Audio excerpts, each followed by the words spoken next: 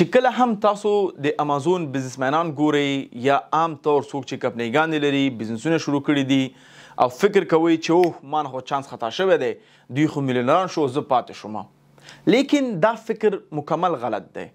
ځکه چې موږ څه شی کوو موږ دا فکر ځان سره لرو چې زم دغه بزنس کې خپل ټول سره زر کور کې خرڅ کما ځمکه خرڅ کم وای چوما زه هم کامیابېږم موږ ټول د کامیابي پلان نیولی لیکن د ناکامي پلان نه نیولی زه به تا ته څه سټاټسټکس وایم چې اوس نمبر څه شی وایي تقریبا زرهاو بزنسونه مطالعه شوي وو په لین سټارټ اپ کتاب کې لیکل شوي دي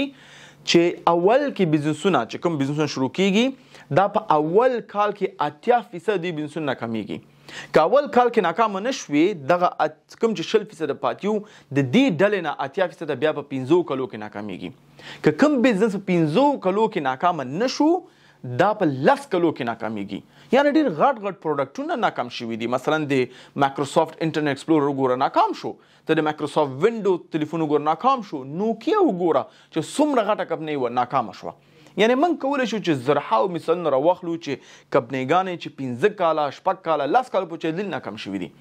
هدف مې څه شی دی چې کله هم تاسو کورسونه ګورئ یا نور کوم مواد ګورئ تاسو وایئ چې راشه او ته کامیابېږي د دې دا معنا نه چې ته ناکامیږي نه ستا د ناکامي چانسونه ډیر دي نسبت د کامیابي نه نو همیشه دپاره ته چې یو ځای کې ځان داخل کړې نو ته باید دواړه په نظر کې ونیسې هم کامیابي او هم ناکامي متاسفانه موږ د کامیابي خوبونه یې نو زه به دا موټر اخلم دا سفرونه به کوم دومره خپل به زه زکات ورکوم دومره صدقې به ورکوم جوماتونه به جوړوم په دې خیالو کې یو موږ ناکامي ته پلان نه تړلی نه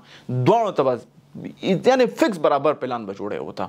نو همدا دلیل څه شی دی چې موږ څه شی باید وکړو په طریقه څه شی ده اول دا ده چې خپل مارکیټ ریسرچ وکوه چې کوم شي کې غواړې بزنس وکړي د باندې زه کورس لرم انشاءالله اپلوډ به شي چې څنګه باید یو بزنس سټارټ شي او څنګه یو نظریه باید وکړي دا واقعا ښه نظریه ده